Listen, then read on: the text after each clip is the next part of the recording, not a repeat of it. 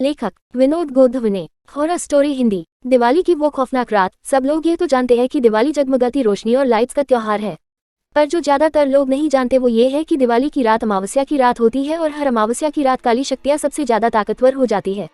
लेकिन 19 साल का सुमित इस बात से अनजान था। वह अपने दोस्त विजय से साथ दिवाली की रात सड़क पर घूम रहा था। तभी विजय की नजर मंदिर के पीछे एक सुनसान से घर के पीछे गई। वहाँ एक सुंदर लड़की लाल साड़ी पहनी दिया जला रही थी। विजय सुमित को लेकर उस घर के पास चला गया। जैसे ही दोनों वहां पहुंचे उन्होंने देखा कि पूरा घर दियों से सजा था। उन्हें बालकनी में खड़ी वो सुंदर लड़की नजर आई। उसने फिर वही मन लुभाने वाली मुस्कान देकर उन दोनों को अंदर बुलाने का इशारा दिया। घर अंदर से भी उतना ही खूबसूरत सजा हुआ था जितना कि बाहर से। मेज पर खाने के लिए अलग अलग चीजें रखी हुई थी।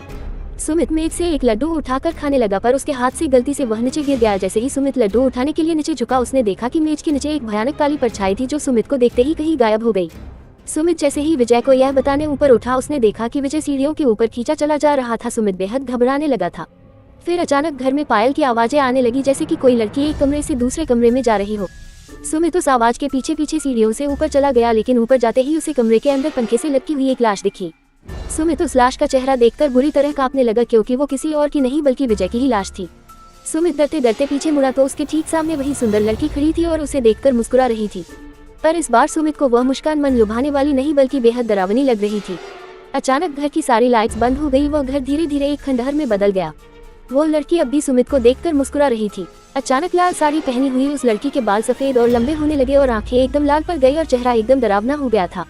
सुमित उसे देखकर एकदम सुन्न पड़ गया था। वह लड़की हाथ में चाकू लिए सुमित की तरफ बढ़ रही थी। सुमित ने किसी तरह अपना होश संभाला और बिना कुछ सोचे सीधा घर से बाहर भागा, लेकिन वो लड़की अभी भी सुमित के पीछे पीछे आ रही थी। वो लड़की सुमित को मारने के लिए अपना हाथ उसकी तरफ बढ़ाया, लेकिन सुमित तब तक बाहर निकल गया था। उसने जल्दी से घर का दरवाजा बाहर से बंद कर लिया। वो लड़की उस दरवाजे को अंदर से बहुत ही तेज से ठोक रही थी, लेकिन अचानक ठोकने की आवाज बंद हो गई और फिर सुमित को उस लड़की की चीखने की आवाज सुनाई देने लगी, जैसे वह उस घर के अंदर कैद हो गई हो। सुमित वहां से जल्दी से निकला और अपने घर जाकर चुपचाप सो गया। अगली सुबह जब सुमित उठा तो उसकी माँ ने बताया कि उसका दोस्त विजय कल रात से लापता है। तब सुमित ने पूरा किस्सा अपनी माँ को बताया। माँ ने उससे कहा कि कई साल पहले दिवाली की रात एक लड़की ने उस घर में आत्महत्या की थी। तब से उसकी आत्मा उसी घर में भटकती रहती है। किसी को कभी पता नहीं चल पाया कि उसने आत्महत्या क्यों की थी और उस घर में कोई भी नहीं जाता।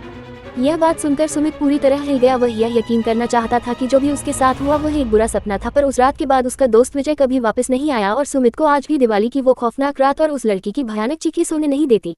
Please subscribe my channel.